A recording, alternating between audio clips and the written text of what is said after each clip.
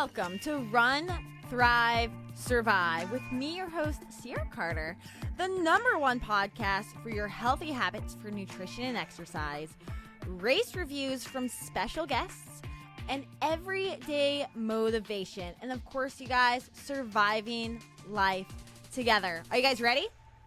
Let's go. Hey guys, and welcome to another awesome episode of the Run, Thrive, Survive podcast. Today, we are here again with another awesome episode series of the Road to Boston. So it's Road to Boston, day 2, and I've got some very special, awesome guests who have run it, who are getting ready to run it again, and who have qualified, and who can't wait to run it. It's just in all sorts of different emotions going on in today's podcast. So I want to just start by introducing our guests, because that's where we're jumping right into. So I want to start with Bob down at the bottom, and he has got he's awesome going to be talking about running because he's done it. I'll let him talk about it. But Bob, who are you? How long have you been running? How did you get into running? What's your story? What's your background on the road to Boston? Well, my name is Bob Sudemeyer. I've been running for 38 years. I started running when I was 10. My dad started running, and I went out running with him, and I kind of liked it. I ran my first race the first year I was running, and I really enjoyed that. And I have more or less kept running ever since. I ran through high school and college, and kept running post-college, and that's a big part of what I am. So in addition to running myself, I am a high school cross-country coach, and it has really become a part of me. So everything that I do is related to running, or most everything that I do is related to running, and I've been doing it for a really long time. So it really has become a part of me, and that's what keeps me going, is that when people think of me, they think of me as a runner, and it's kept me fit and healthy and doing things, for a long period of time. So I really enjoy that. Have you been able to keep track of how many half marathons and marathons you've done over the years? I don't really keep track of the half marathons, and I know that I have run over 60 marathons, but wow. I don't know the exact number. On the week of my 40th birthday, I ran my 40th marathon. I do know that. That's so cool. And since then, I've run around 20 additional marathons, so around 60. Now, let me ask you this. So you live currently up in Ohio? Right. Have you run marathons across the U.S., or do you specifically stay in a couple different states where you've run marathons over again, or do you try to explore?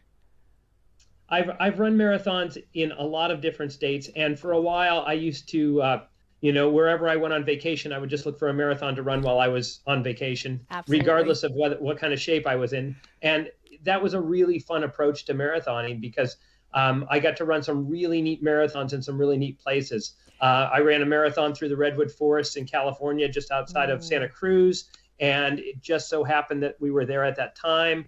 I ran a marathon just outside of Seattle because, we were visiting at that time.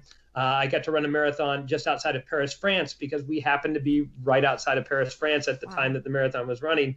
So, I'm definitely not limited to one area, but, most of the marathons I do are local. Yeah. No, I think that's one of the biggest signs that you're a runner, right? Is our vacations kind of start to revolve around races, or, we have to find a race wherever we are. So I absolutely love Paris, France. Which one was that one in France? It was called the Marathon de Mons. That's and cool. It was outside of Paris, and it went through 8 little towns, and each little town, they had a contest among them to see who had the most town spirit. So each one set up a refreshment station, and each refreshment station was more extravagant than the last one, Cool with just it was like you came to a dining hall and they just had everything laid out for you because they were trying to do that. And then you voted on which town had the best refreshment station at the end of the marathon. Which was the best one? What did it? Well, I don't really remember which one was the best one, but I do remember that one of the towns had their refreshment station designed like a Viking longhouse, and you ran into it, and it had this long feast table, and everybody was in Viking attire, and that one kind of stood out to me. Cool. Oh, that's so wild, and it just was going on while you were there. Yeah. That's very, I wouldn't say lucky, but everything happens for a reason. That's exactly where you should have been for that race. How cool is that? That's awesome. Thank you for telling us that great story. Jessica, I want to introduce Jessica right to my side here. Who are you? Why do you love running? And why do you run? How did you get started? Hi, everyone. So I'm Jessica. I do not have 38 years of running under my belt. I played soccer my whole life. And so I played soccer in college. So I was always running, but not like a runner.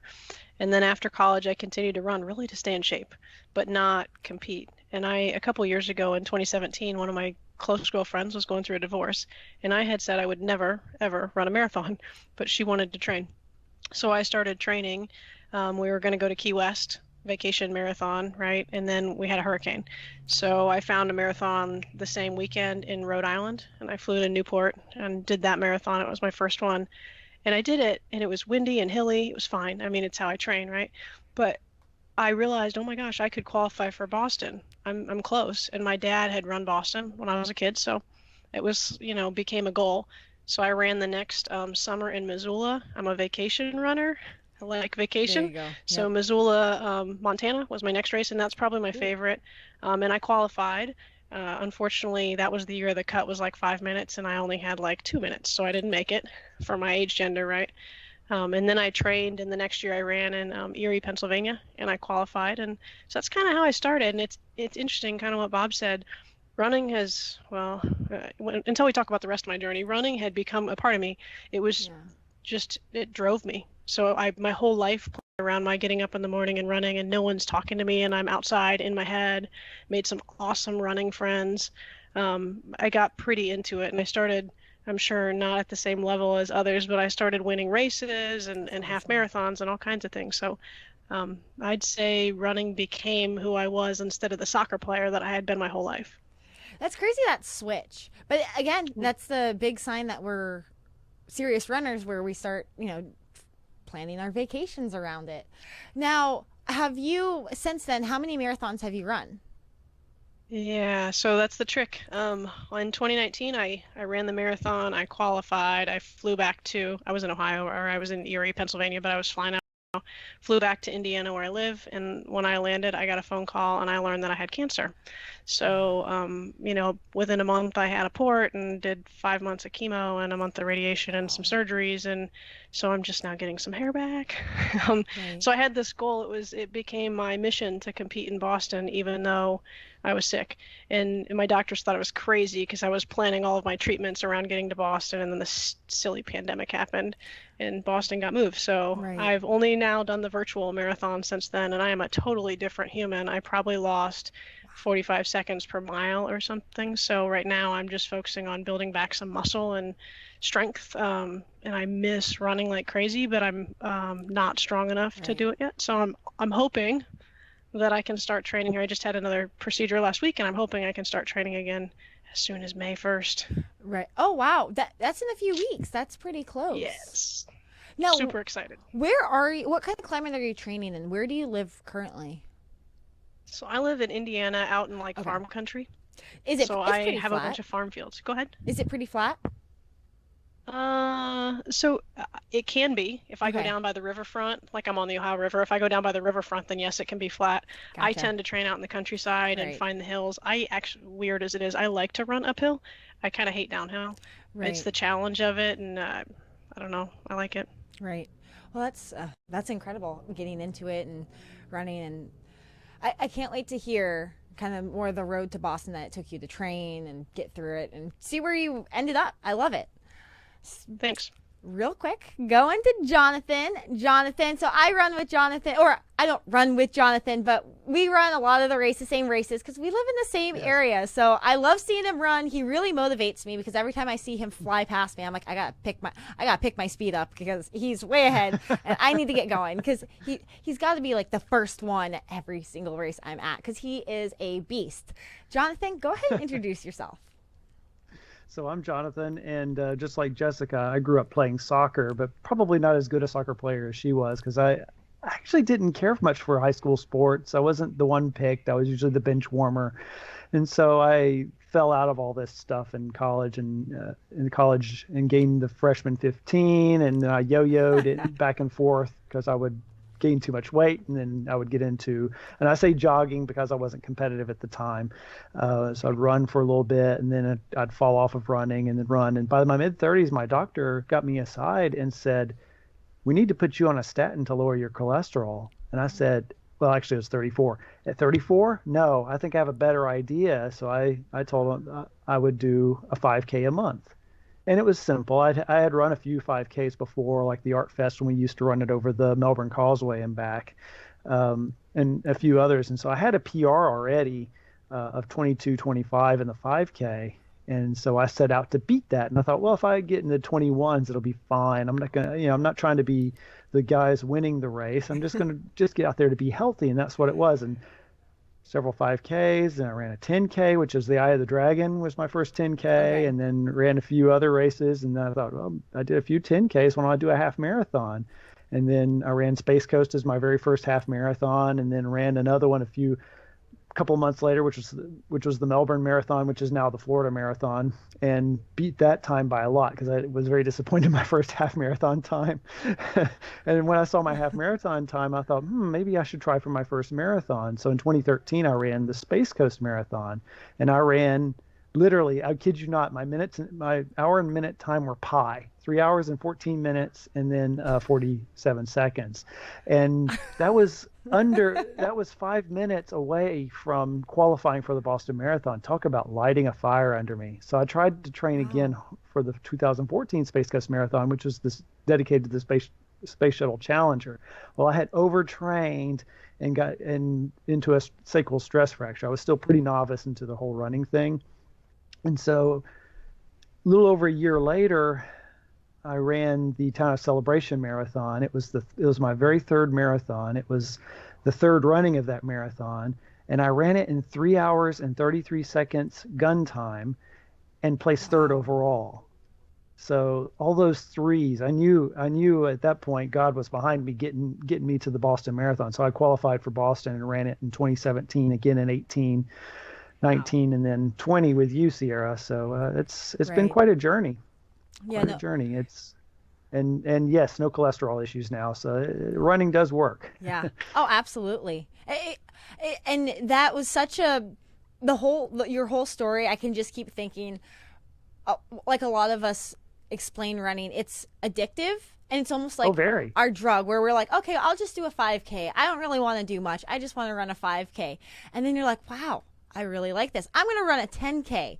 Oh, and then like Jessica said, I'm never going to run a marathon. And then somehow we're over here. I'm going to qualify for Boston. It's a slow escalation, but it goes up quickly. And all of us have experienced that because I said the same thing. I hated running. I used to cry during the mile in PE. My PE teachers are probably sitting here like dying. Can't believe I actually go out and run marathons because I was the one that skipped PE and would cry the entire mile telling them I can't run a mile. Are you kidding me? I can't do that. That's too far. And now over here, 26.2 miles later, thumbs up. Maybe I'll get an A now.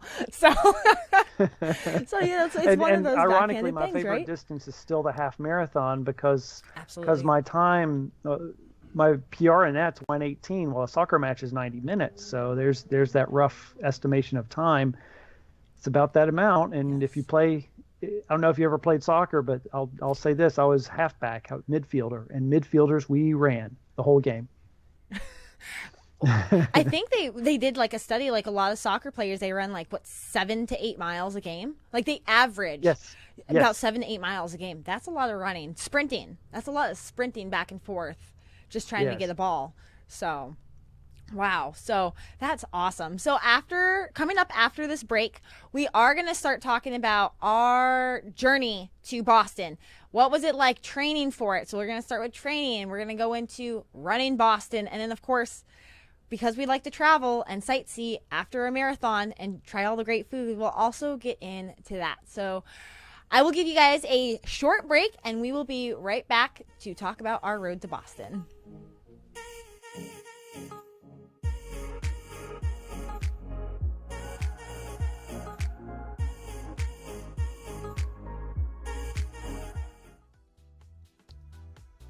Join us for the fresh, new For Your Best Self podcast with Drs. Anita Saluja and Rebecca Novo of Dermatology plus Plastic Surgery.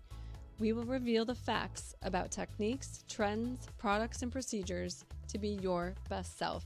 The first and only podcast combining the synergy of aesthetic dermatology plus plastic surgery. Search For Your Best Self on Apple Podcasts, YouTube, and Spotify.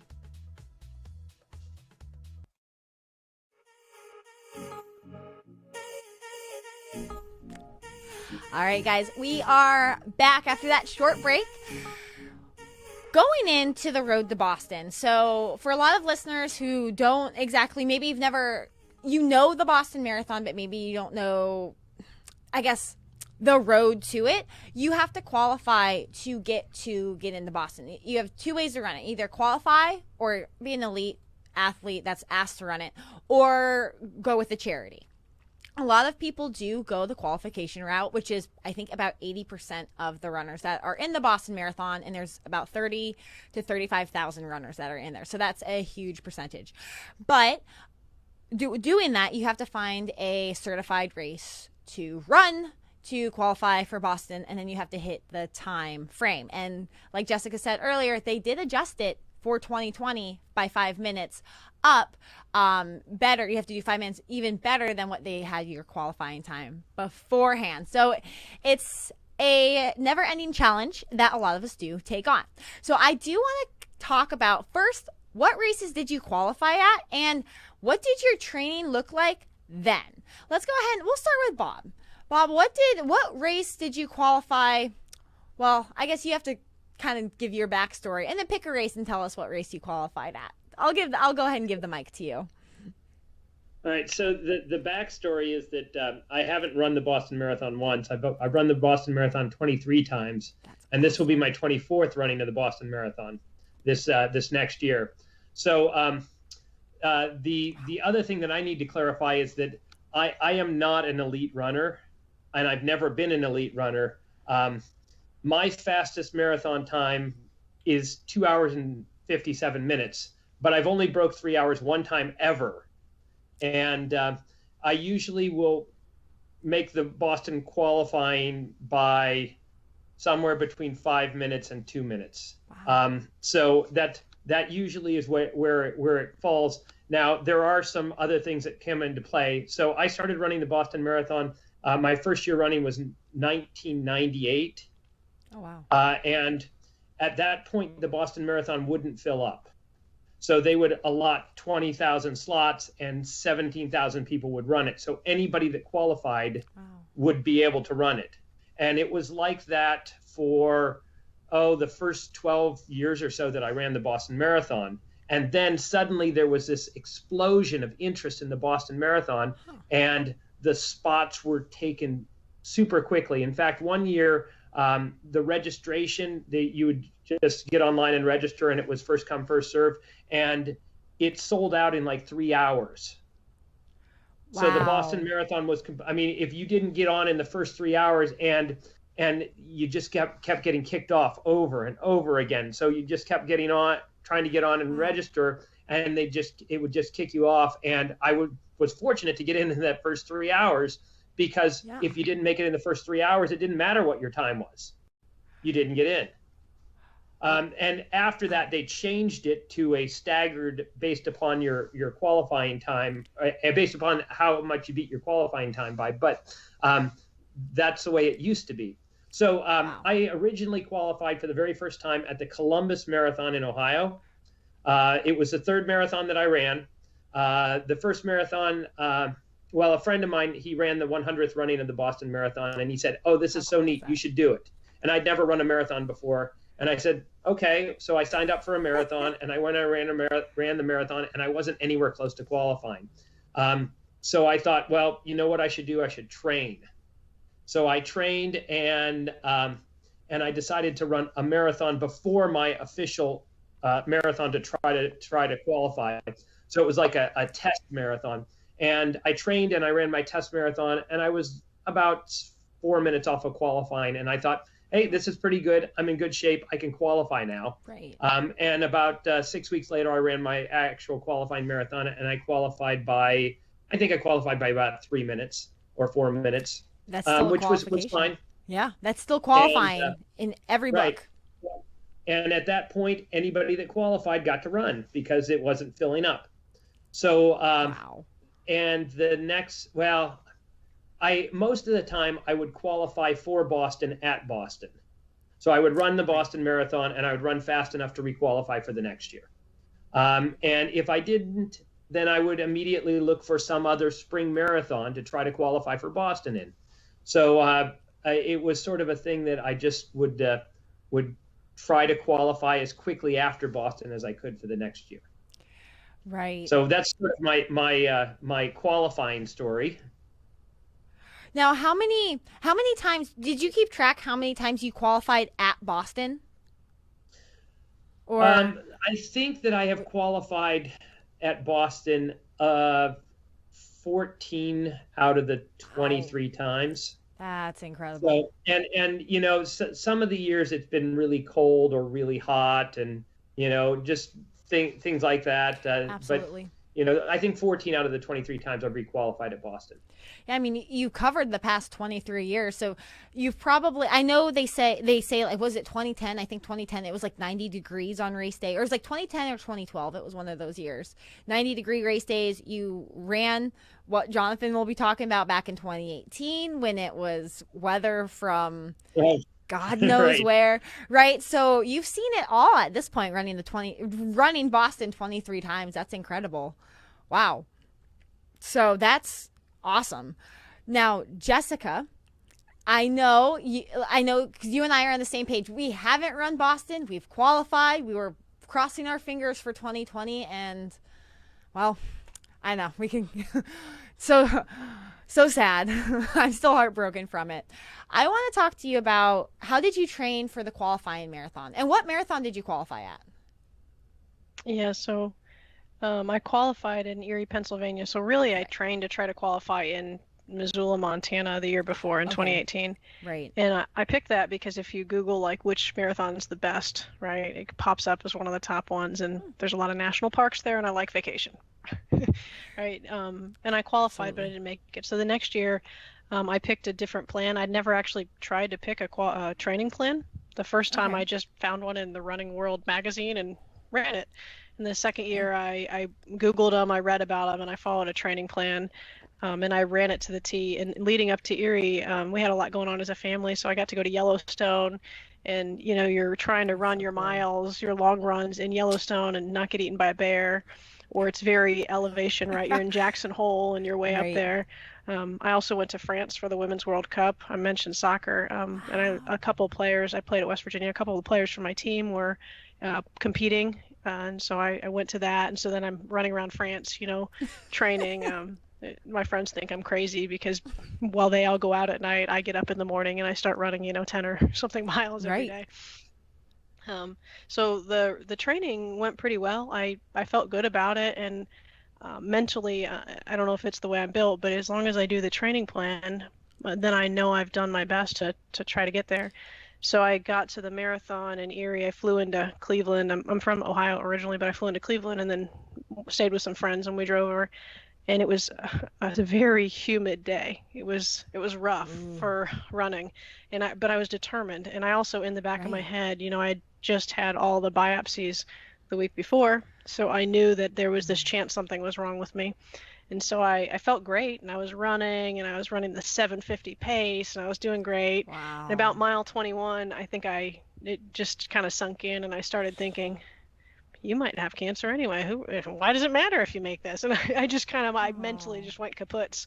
And so I walked for a bit and then I ran again. And I look at that, I'm so mad at myself. I qualified and I had, Right. I don't know if I had about 3 minutes to spare or something.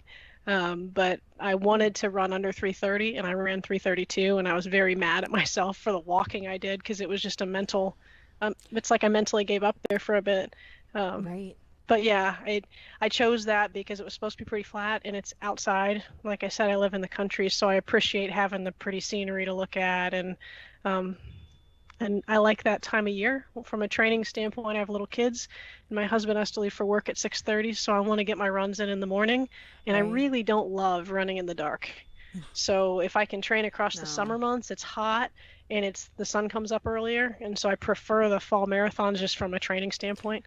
So yeah, Absolutely. that's how it worked. Do you know did you follow like a well-known training plan, or did you just find one online that second time? Because I know you said you were researching them. Is there a certain training plan? Because I know, like, Jonathan introduced me to Jack Daniels training plans, and I forgot what they said last night. But so many different training plans out there. Do you know which one you followed, or was it just one that you just found? Yeah, the very first year I did a like Hal Higdon beginner or something for Hal the very Higdon, first that's what it marathon. is. Yes. Yep. And then the Okay. second year I found one in like a Runner's World magazine and I just put it in an Excel spreadsheet. I'm an engineer, I like Excel, and I tracked it that Yeah. way. The third one, I researched a couple of them and I couldn't figure out what was better. I had met a bunch of friends and I'm in Evansville, Indiana, in Evansville that have run Boston a lot of times and I was training with them and they had plan suggestions. I ended up grabbing a Hal Higdon. It was like Advanced 2 or something like that. So it had some speed work and then Right. some hills and then just some distance. I needed to get more miles per week. It's Right. kind of Which one do you feel is best for you? How many miles were you running per week on average? And what was the top mileage for people the listening? top mileage probably was about 50. I personally like the one I ran before Missoula better, the one I got from the Runner's World magazine. Right. I don't know why, and maybe it was I was more confident then, or I don't know. I'm trying to figure out what I'm going to run right now because I'm not quite where I was. So, Right. so yeah, then the road to Boston, I find out I have cancer, and I mentioned that I played soccer in college, and I'm so lucky to have grown up in that, athlete world where you have strength coaches and trainers and all that, and Right. have so many friends. And so I reached out to my college strength coach, who now has become important. His name's Mike Barwitz. He runs Barwitz Methods, which is a bunch of gyms that train professional athletes. But I reached out to him, and he Wow. personally, we talk, every couple weeks, and he helped me come up with a plan for someone that was, maybe not supposed to do too much. And so if you've ever read about the low heart rate training methods, Yes. there was a guy I ran with in Erie, and we ran together for most of it, and he'd done that training. And so that's what Mike had me do. And so I I walked a lot of the time because I was so miserable, right? But I got the Yeah. miles in and I kept doing it, a lot less miles, but I was out there every day. And it was kind of I think, like you said, you become a runner. It was like my sanctuary, or me clinging Absolutely. to normalcy, right? So every morning I did that. And then when they announced that Boston wasn't going to happen in April, and then it was Oh. almost tougher because I wanted to train and I wasn't healthy enough. But Right. he gave me a different kind of plan, and I started following a plan, like a real plan, and running the miles. And I picked the hilliest course ever for myself locally, which was really stupid for the virtual marathon. I ran that first 17 miles, and I think I felt like $1 million and totally overran it, like the new runner girl gig. And at about mile 17, I was, wobbly, and it was pretty horrible. But Yeah. I finished it. I made Right. it. Way worse than I wanted to, but I finished it. So But you know what? We don't even have to talk about the time on the virtual. You finished it, and the fact that nobody's cheering you on the sidelines, and nobody cars going down the street. It's just you running. Yeah. So Right. that is a win. That's awesome. Wow. That's an incredible story leading up to it. That is Thanks. one. So I mean, I was gonna touch on when you said it's like our sanctuary. I've seen so many people when they start running, they don't realize they'll sit here and be like, oh, no, that's boring. Oh, I don't want to run. Oh, I don't run. And I mean, I was the same way. But the minute you step into that world, nobody's bothering you.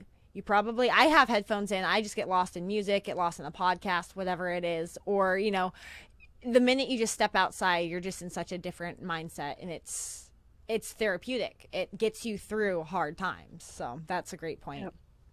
And the sunrises and the sunsets, it's just the outside. It's awesome. Oh, it's beautiful. It really sets my day up every time. I have 2 little kids, and my whole determination with this cancer thing was this strength and grace kind of mentality. And I just wanted those girls to, I didn't know what was going to happen, but to see me push through it and be strong. And so they would be cheering me on, and they had, signs. It was awesome. It was so cool, even though I thought I was going to pass out in the middle, but hey, it's okay.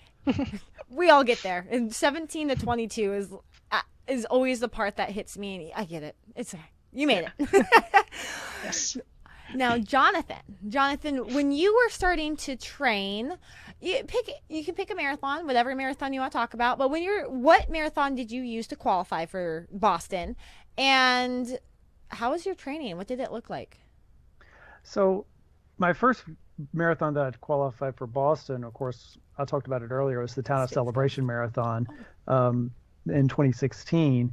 And for that one, my training was pretty simple. It was just get the mileage in, get the long runs in. I need to train and get a few 20-milers in, and then do a lot of long progression runs and tempo runs. But starting in 2017, when I trained for Boston, and then for 2018 and 2019, not so much for also 2020, I used the Jack Daniels plan in his 3rd edition book. So if you look in the back of his book, which I recommend getting this book if you don't have it, I'm sure Bob has it.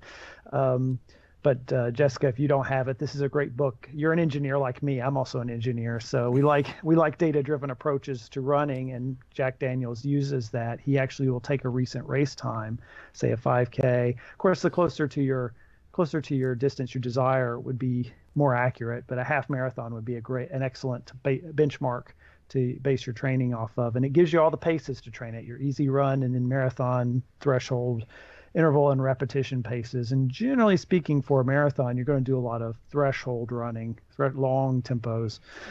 So that was the training I did, was this 2Q. It was 2Q because it's 2 quality runs a week. So it's mixing your long run and your workouts all at once. And you only do that twice a week. Everything else is just easy mileage. And then usually every 3rd week you would eliminate a workout and you would just do a long run on your weekend. So you would just do the long, steady mileage just to get the time on feet. So the training was that. And just like Jessica and Bob have stated, it's our zen. It's getting out, and usually my runs would start in the dark and end with the sunrise. In Florida, it's usually really flat, so I have to get the hill impact in. For Boston, to get used to the hills, there's a couple of places we can go that Sierra knows about. So one is the causeways. So I've done causeway repeats, so back and forth over the causeway, usually at 5K effort, to simulate running the Newton Hills, usually 4 to 6 times. And then the other place we go is north of a town called Cocoa Village, and you can run along the river road, and it's rolling hills like the middle miles of the Boston course. And there's a special place we call High Point, which is just a neighborhood loop, but it's the hilliest place in Brevard County, and it gives it's an even steeper incline than Heartbreak Hill. And so you run that. I will actually go out there and run just on that loop. It's about a mile-long loop. To get the ups and downs, to get used to the climbing and also the downhill running. So that's what we use. And sometimes once a cycle, get in the car and go out to Claremont, and there's the famous clay loop outside the city of Claremont. So that's lots of ways to get creative. And of course, advantage us Floridians have is for the warm years. 2017 and 2019 were warmer years for me. We trained in warmer weather, so we were able to handle that pretty well, because our winters are still relatively humid compared to the rest of the country. I was gonna point out. Well, I was gonna say two things while you were talking. One, how are we training for hills down here? But there are some places, but of course we don't have the mountains. We don't have to scale up the side. But we can still train here in Florida, so don't underestimate us. And we do have the advantage when it comes to it being hotter years, because I think it was 2019 the last one. It was like 70, 75, and people said they were like kind of dropping down. They were feeling very hot, overheating. And I mean, in Florida, that's our cool season, 70, 75 degrees. Yes. We wake up, we're excited at 70 degrees, thinking it's a cool morning to go out for a run. I mean, it's such a backwards like world down here, but that's how we are. So that's how what it a is. good point Yes. there. Yes, absolutely. Now, going on to the Boston races. Bob, I'm going to start with you. You can talk about whichever one you want. You've got plenty to pick from.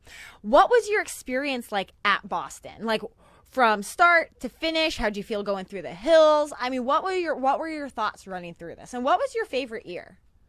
Well, the problem is that the number of the years blend together. So it's not that I can say, 2012 was a great year, but I can remember that there were some really good years and really hot years and really cold years. I'll talk a little bit about my first Boston. The first Boston, I didn't know anything about it, and I didn't know that it was a point-to-point course until I got to Boston, because every marathon I had done had always been a loop. Right. And I had never run a point-to-point, and I had no idea how to get to the starting line or anything like that. So it was all kind of a really sort of interesting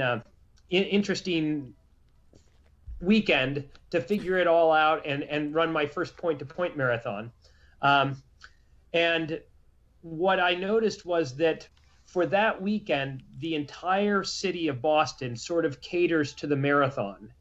And everything is about the marathon that weekend. And even if you're not an elite runner, you feel like an elite runner that weekend because everything is about the marathon. And while you're at Boston, it just seems like even though you're not an elite runner, you're treated like an elite runner. And, I told everybody I knew that if you qualify for Boston and you get the opportunity to run it, take that opportunity because you don't get that experience anywhere else. So cool. So that was part of it. But just an example, a couple years ago, after I finished the marathon, I walked down by Fenway Park. And while I walked down by Fenway Park, I walked by a couple bars, and I probably had a dozen people offer me beer as I was walking by because they knew I had just finished the marathon, and they were sitting there, and it was like, you just finished the marathon, here, have a beer, and it was like, they were celebrating with me. So it was really, it was a neat thing. Now, how did you, what did you, do you explore Boston every time you go, or have you been, do you kind of have your own, you've got to have a routine at this point. I have explored all sorts of Boston. So, for the first 4 or 5 years, I would always go out to Hull, Massachusetts and eat at a seafood place called Jake's. Probably 20 out of the 23 years, I've gone to the Sam Adams Brewery and taken the brewery tour. I've gone to a Boston Red Sox game. I've done the entire Freedom Trail. I've gone to the North End and eaten at all sorts of different restaurants there.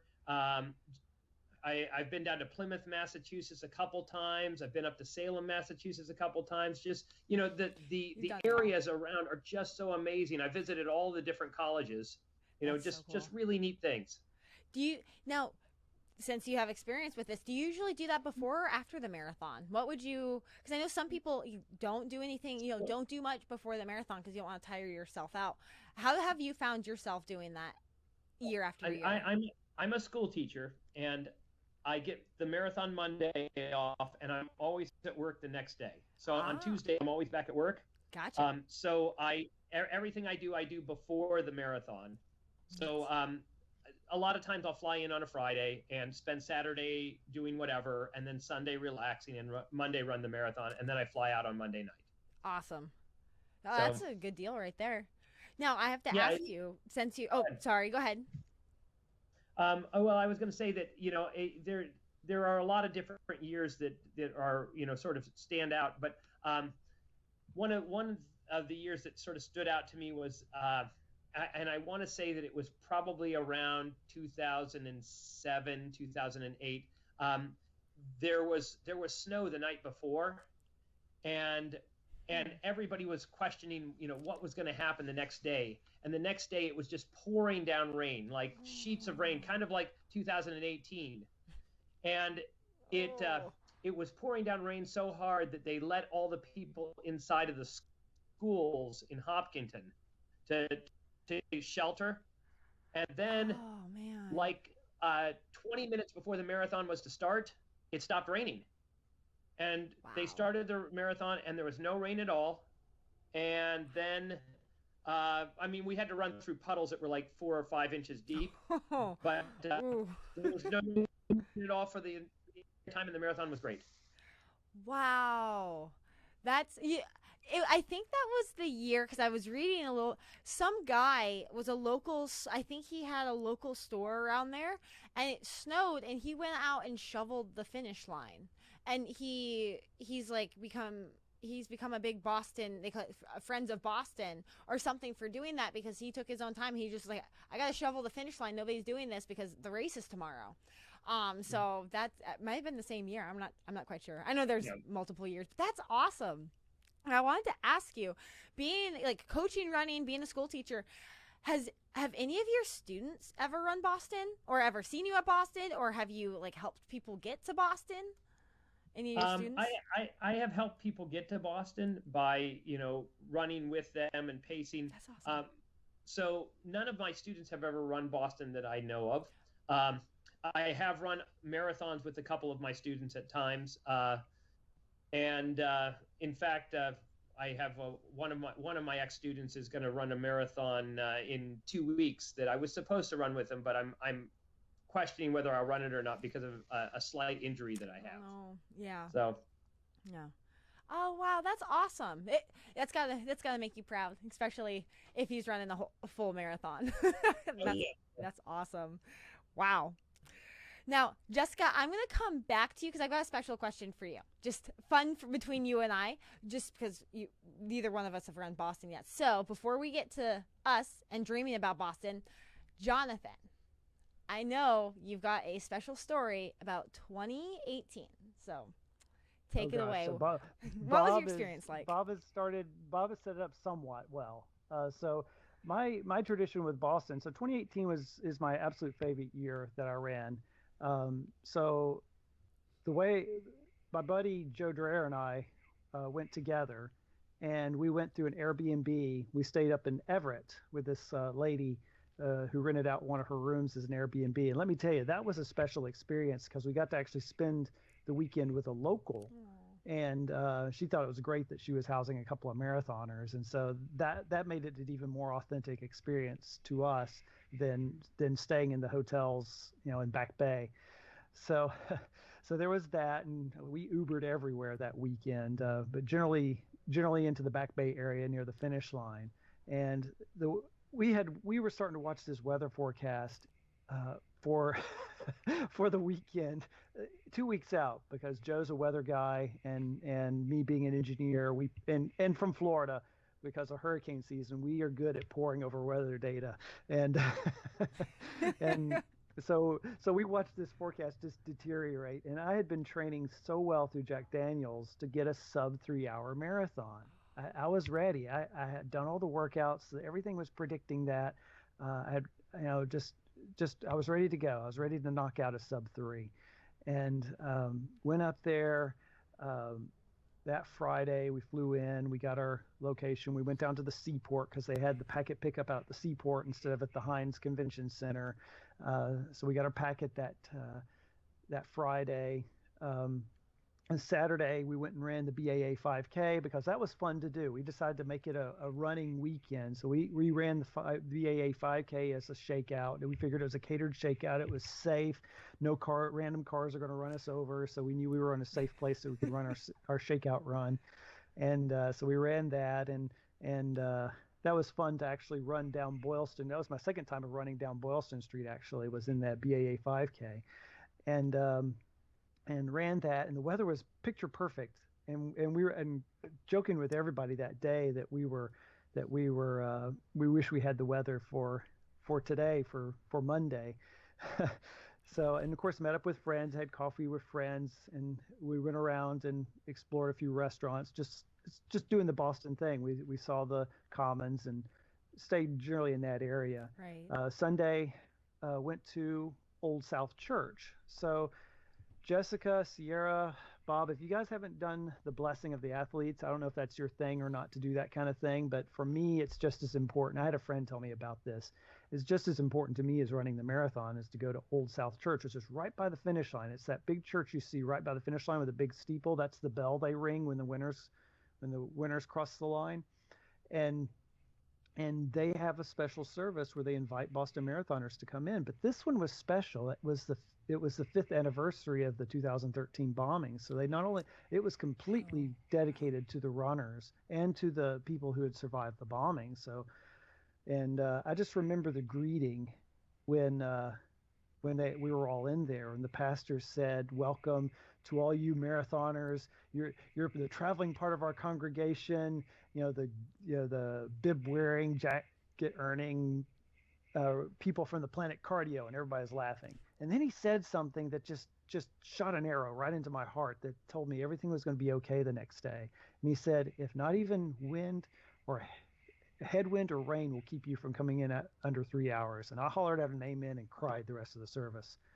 And I was nervous the rest of the day, but I woke up the next morning feeling great. It was raining. It was windy. We rode the bus, and I could see snow on the ground as we got up to Hopkinton. It was just awful weather. And I'm thinking, man, I'm going to run in this. I know we're from Florida. That's unheard of. We don't train in this. Sierra, you're going to have to pull up the picture at some point of the show these two. What? Right. The ridiculous amount of layers I wore. I had 7 layers on, plus a poncho, plus a shower cap, plus grocery bags over my shoes, and I actually carried an extra pair of shoes. I had beater shoes on that I was just going to toss, and carried my racing shoes in my hand. And these were just Brooks Pure Flows. They weren't even Vaporflies or anything, It just and Wow. and it was hailing at Hopkinton. There was ice on the ground, and we get to run, and it was just total chaos at the start line. People were going to the bathroom everywhere. It was just, there was no, because when you've overhydrated, well, you've got to go to the restroom. Yeah, you're waiting there for a while, so. and ran the race. And Sierra, I ran a 2:57:41. So Bob, like you, that's my PR, 2:57, and that's the only time I've run under 3. Is in this 2018 maelstrom of headwind and rain. And what it was I had the field, the elite people, 60% of the elite people, the elite field dropped out of the race. The reason was they didn't have the rest of the field around them like we did. Right. And so I used that field to my advantage. My training partner Joe ran with me. He had run the Town of Celebration Marathon in January that year, and decided to run with me to make sure I got my sub 3. And so we ran together, and there's some pictures that I sent you as well, showing us running together while it was raining cats and dogs. Yeah. And just I wore 3 layers even in the race, which is, I never do that. And I guess I'm a duck. I guess I can handle that kind of crazy. Because if you're cold, run faster. Right. You were motivated, because if I slowed down, I was going to freeze. So I had a little bit of motivation to run quickly to get to the finish line. And then when we did cross the finish line, and oh man, I cried. As soon as I knew I'd hit that sub 3, I was crying. And my buddy Joe just hugged my neck and said, "You did it." And awesome. And at that point, I was like, "Where's my medal? Where's my medal? I earned this. I feel like I earned that." I wore specifically that medal tonight because that to me was my absolute favorite year. And it really didn't hit me how significant running under 3 hours was until after I had gotten Joe and I actually snuck our way into a hotel lobby, and they were screening people. I was like, do you know people here? And I happen to know the friends that were staying there, and so I just gave my last name as their last name and got into the lobby Just to get and changed warm. into our dry clothes, and we were just sitting and just trying to warm up and get some fluids into us and eat the food, the weird assortment of food that they give us at the finish line. And then I started paying attention to the TV broadcast, and the winner was a guy from Japan who ran 2:15, Yuki Kawauchi. And then the female was the first American female to win, and Desiree Linden, and she ran a 2:38.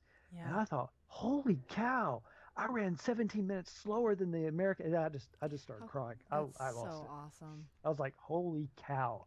Right. What I did was significant that day, and I've never touched that. I mean, my next closest marathon time was what I told you at Town of Celebration, and then after that it was, of course, Boston in 2019 where I ran 3:03. I haven't come close to that. I tried to this spring, but it was so humid at the Florida Marathon that wasn't happening. So yeah, I remember that one. It was just a crazy year. It was insane and ridiculous and awesome. Wow. And just, when I think Boston, I think 2018. That's the year I think about. I mean, I think we can both say you did a awesome job at controlling the controllables and just letting everything else kind of do what it needs to do, because we can't control the weather, unfortunately, as much as some of us would like to on race days, especially. We can't control it, and you did absolutely incredible, staying so positive and just doing your thing, just handing it off, knowing that you did what you needed to do, and you're there and you're just ready to run it. So actually, you know what I did when I set out to run the race? I thought, well, probably not going to hit my PR today, but I'm just going to go out there and run and have fun. Whatever. I'm just going to go run my best. And you did. I think I took the pressure off myself, and Absolutely. I think that's what helped. Yeah. It's funny, such psychological games that we have to play with ourselves just to get through the marathon. Especially, like Jessica said, when we hit mile 20, 21, that's when we really have to start playing those games. So, Jonathan, that is awesome. Good job. Awesome job. Now, Jessica, so you and we both ran virtually last year. And I think... as disappointed it is that Boston was canceled, we were lucky enough to still be able to run virtually. But I want to ask you, so you can give a little bit of the virtual experience, but just listening to both Bob and Jonathan and probably doing your own research with Boston, what is your just perfect dream Boston scenario in your head? Just beginning to end, what kind of experience are you just praying for, hoping for? And maybe we'll follow up with you and see when we finally do run it, how close it was. And you can do weather and everything. What is that to you? And how did your virtual go? So on the perfect Boston experience, I don't know if I've walked it that closely. I mentioned earlier my dad ran Boston before I was born. Yeah. Under 3 hours, like these fast people here. But he also passed when I was 20, and so that's kind of the motivator for me to follow in his footsteps with that. So I think for me, it's more getting there and getting to see it and getting to experience it. I have, like I said, I made some really good friends through running locally, and they've all run Boston or do it multiple times, and they talk about just exactly what you guys are talking about, the emotion of just being surrounded by that crowd and how it kind of pulls you along. And I want that experience, and I want to accomplish that. So ideally it wouldn't be a monsoon or a snowstorm. I know that was great for you, but that's not what I'm going to hope for, right? So, weather and everything, I can't control that. I've learned one of the hard lessons with everything across the last couple of years is you can't control it. Figure out what you can control what you can, and then just have faith and do your best with the rest, and it kind of comes along. So it's really just getting there. For this one, I booked a refundable hotel at the finish line. The first time I thought I was going last year, I had an Airbnb with a bunch of girlfriends. They were going to fly up with me. Now I said, forget it. I'm going to go for the expensive hotel. I'm going to be at the finish line. If I'm going to do this, I'm going to do it right. So we'll see. I have, I don't feel very comfortable that I'm going to make it, but I aged up. I got lucky there. I turned 40. Woohoo! So I'm a little bit jealous of that. Because 7.5. Yeah. Yeah, I've got a while to go for an age up, so I'm a little bit jealous of everybody doing that. Yeah, so I have 7.5 minutes, but I Good. really, it's hard to predict, especially, how COVID's doing and if anyone will be able to travel and fly. And it's just who knows? So I'm gonna start looking for an alternate, fall marathon.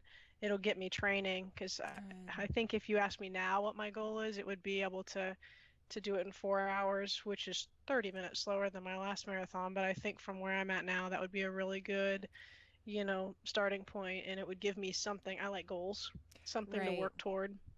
So it's really just finishing it. I might even look at because of my health, I might look at a run walk strategy. I've never done that before. I always wanted to run the whole thing. But Right. if I have some friends that have talked about it, if I read up on it and can find something smart there, maybe it'll help me not fall apart at the end. So yeah, I just want to experience it. Yeah. That's it. Is there any now? Have you been to Boston before, or have you never? Yeah, I've been a couple times. We Do you, went when I was a kid. I've been, and I have a really good girlfriend that lives in downtown, so she's ready for me to show up. do you guys She have a met me in special place to Newport when eat? we ran. Oh, go ahead. Oh, I'm sorry. Sorry. Go ahead. Do you guys have a I said, special yeah, place yeah. to eat? Say that again? Do you guys have a special place to eat, like where you'd want to go for the marathon, before the marathon, after the marathon? Do you have restaurants picked out? Do you have things to do picked out? Normally, I like to plan, so normally I'd look into all that. But before COVID happened, when I was going to run last year, my friends here that go every year, they have a whole group built, and they have these certain restaurants they go to and these certain breakfasts. And so I was just going to join into my running buddies and experience Boston from their eyes the first time, and then obviously see my girlfriends and that kind of thing. So. Right. I'm going along with what my buddies say is the best thing to do because they've run it, multiple years in a row. Absolutely. I definitely have my fingers crossed for you this upcoming year. Well, thanks. Yeah, Hey, if I miss absolutely. it, someday it just is going to take me a while to Right. get back there, but someday I'll get there again. I'll work it back. It'll happen. Absolutely. No matter what, you'll make it to Boston. But Yep. I mean, who knows what's going to happen in a week or two, but like crossing my fingers, I really hope the people are right with that. If you have a 5 minute cushion, 5 6 minute cushion, you're pretty safe. So I've got my fingers crossed for everybody because it's a hard cushion to get, especially when they already upped the time by 5 minutes the year prior. Right. But you did get lucky with the aging up, so that's awesome. Yes. Very lucky. Maybe it's on your side. I'm really Hope hoping so. for you.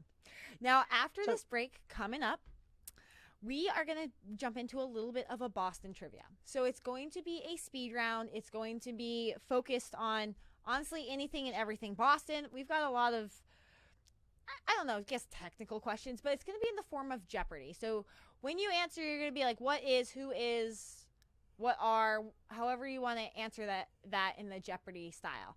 And what we're going to do is whoever raises their hand first, I'm going to try to watch the screen as quickly as I can after I ask the question, and you will answer with hopefully the right answer, and we'll go from there. We've got 10 questions, so it will be a awesome speed round. But right now, I'm going to give you guys a break, grab some water, and we will be right back after it.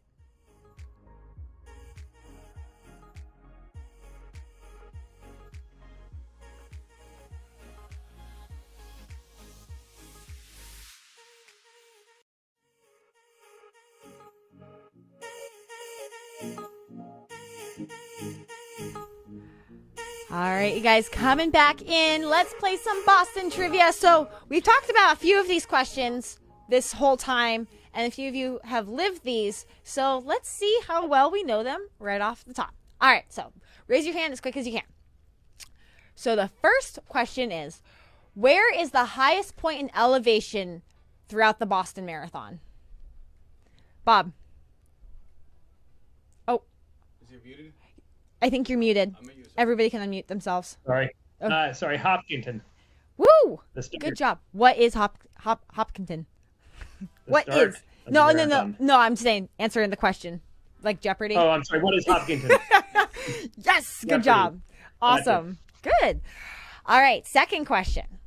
Where did Catherine Switzer what year did Catherine Switzer disguise herself to run the race and get an official race number before women were allowed to run? Jonathan. Let's see. What is 1967? Bingo. Good job. Awesome. She was the guest speaker for the Space Coast Marathon, which was my first half marathon in 2011. Oh, wow. Was Yes. she really the guest speaker? Did she live down in Florida? I don't know if she lives in Florida or not. She came down. That was the year that she was the athlete that we Neat. hosted. How cool is that? She might live down here. Everybody always comes down here. All right. Number 4 or 3. Under what name was the Boston Marathon referred to as when it began in 1897? Nothing. It used to be called America's Race. People used to refer to it as America's Race. All right. Number 4. How many runners ran the first Boston Marathon in 1987? Or I think it was 1887. 1897. I think I had those. Rob is up. Bob? I think it was 24, maybe 18. Oh, you're so close.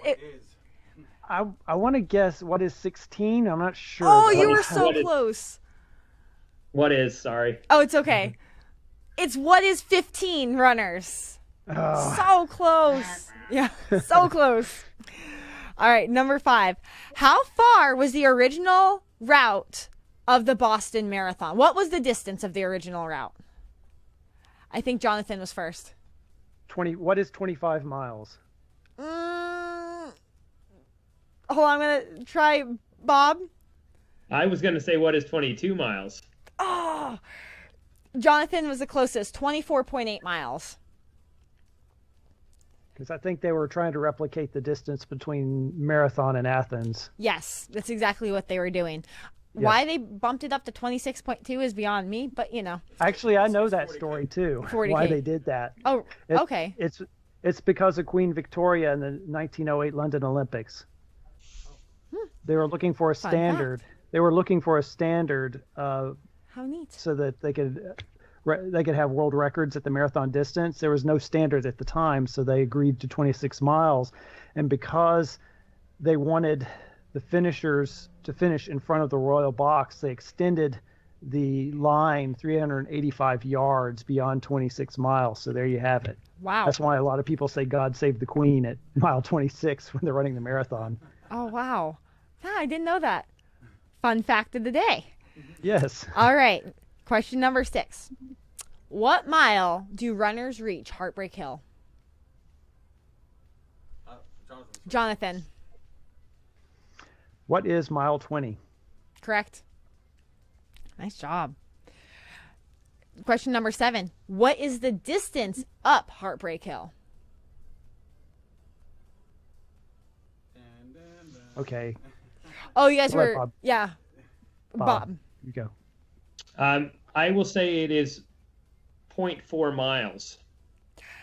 I'm going to give it, it's like 0.45.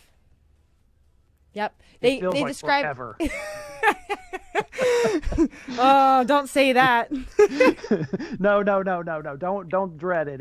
It's part of the experience. I mean, once when you see a bunch of crazy guys, drunk guys, trying to get you to take shots of whiskey by the Boston College Chapel, and you see the steeple of that chapel, you'll know you're at the top of it and you're on your way downhill to the finish. Oh, that's hilarious.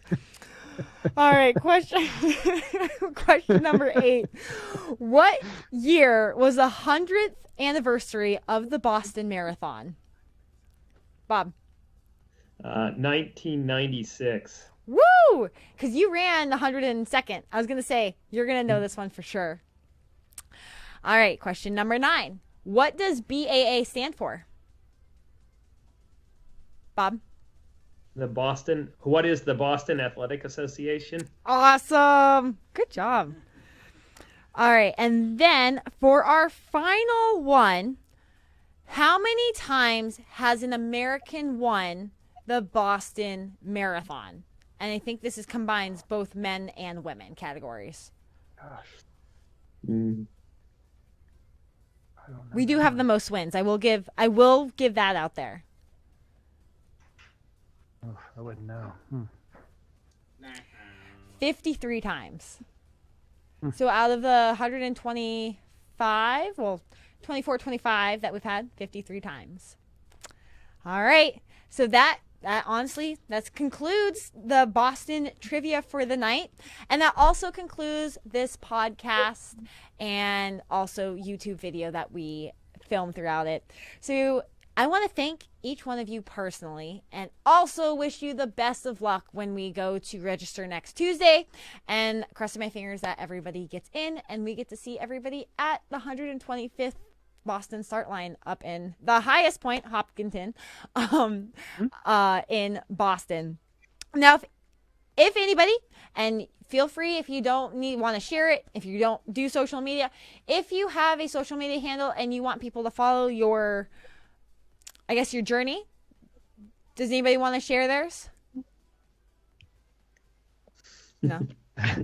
Hey, if you don't update social media, you don't update social media. I'll post my Twitter, or sorry, not my Twitter, but my Instagram. So it's at JMH3RUVA. Awesome. Good. And we'll be watching you and your journey to Boston this upcoming October, right after the Chicago Marathon. So if you're running that back to back, good luck. But you guys, really, thank you so much for wanting to do this podcast with me today. Does anybody have final words? We're good? Awesome. Thank you. Thank you. Good luck, thank you everyone. guys. Yes, thank you guys so yes, much. good luck. Awesome. You guys are awesome. We will catch back up with you after Boston. And to everybody else listening, if you enjoyed today's podcast, please like and subscribe to this podcast or to the YouTube channel, whatever you are listening on, whether that is Apple Podcasts or Spotify, whatever it is, like, subscribe, and leave a review. Maybe if you're going to go run Boston, give us a comment or shout out to somebody and wish them luck. So you guys, thank you so much for listening today. As always, go out there and run your lives. Bye, guys.